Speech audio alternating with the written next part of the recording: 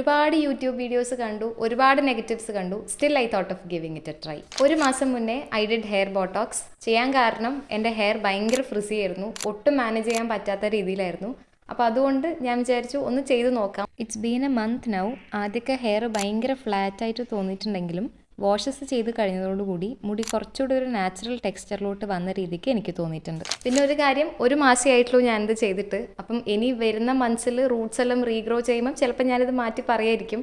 എന്നാലും ഈ ഒരു മാസത്തിനിടക്ക് എൻ്റെ മുടി ഇതുവരെ മാനേജ് ചെയ്യാൻ പറ്റുന്നതിൽ ഏറ്റവും ബെസ്റ്റ് രീതിയിൽ എനിക്ക് മാനേജ് ചെയ്യാൻ പറ്റിയിട്ടുണ്ട്. അപ്പോൾ കൂടുതൽ അപ്ഡേഷൻസ് ഞാൻ അടുത്ത വീഡിയോസിലെല്ലാം പറയാം. പിന്നെ ബോട്ടോക്സ് ചെയ്താൽ ആദ്യത്തെ 2 മാസം ഏറ്റവും നല്ല രീതിക്കാണ് മുടി നിൽക്കാമെന്ന് എനിക്കറിയാം. അപ്പം ഇപ്പം ഈ ഒരു ഫസ്റ്റ് മന്തിൽ എനിക്ക് മുടിനെ കൊണ്ട് വലിയ ബുദ്ധിമുട്ടൊന്നും ഉണ്ടായിട്ടില്ല.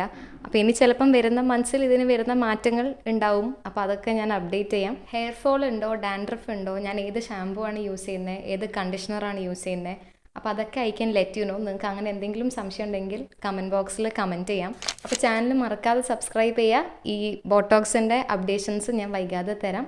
അപ്പോൾ അതിലും കൂടെ ഒന്ന് ജോയിൻ ചെയ്യുക. Thank you.